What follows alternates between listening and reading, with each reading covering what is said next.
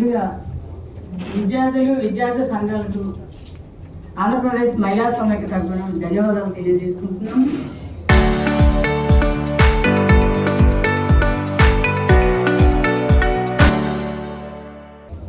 అలాగే ఇప్పుడు ఆర్ఎస్ఎస్ వాళ్ళు చేసే మతంలో కానీ ఈ పిల్లలు అంత స్పాంటేనియస్గా ఎదుర్కోవడం అనేది చాలా గర్వకారంగా నేను తెలియజేస్తూ ఉన్నాను.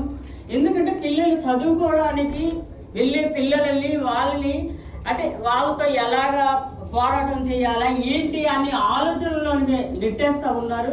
అంటే వాళ్ళు చదువుకోవడానికి అవకాశం లేకుండా చేస్తూ ఉన్నారు. ఎటువైపు నుంచి ఎవరు వస్తారు, ఏం చేయాలి అంతా కూడా వాళ్ళ బాధని ఈరోజు చెప్తూ ఉంటే చాలా బాధాకరంగా ఉంది. ఇటువంటి పరిస్థితి తీసుకొచ్చే వాళ్ళందరికీ కూడా అటువంటి ఆర్ఎస్ఎస్ వాళ్ళని మనం అందరం ఎదుర్కోవాలని ఈ సందర్భంగా తెలియజేస్తూ ఉన్నాను.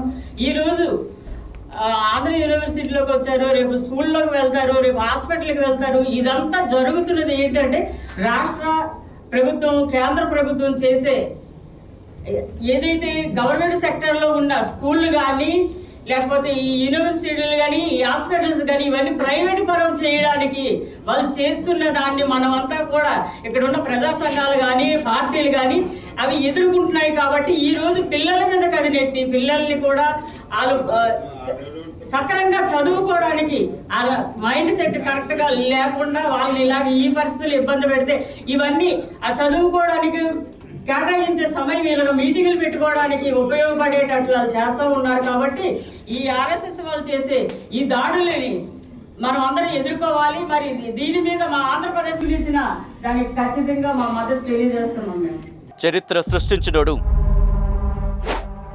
ఇప్పుడు ఆ చరిత్రని తిరగరాయబోతున్నాడు.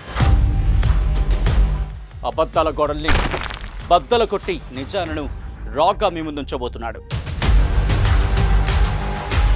నిజమైన వార్తల కోసం వెంటనే డౌన్లోడ్ చేసుకోండి రా యాప్ని.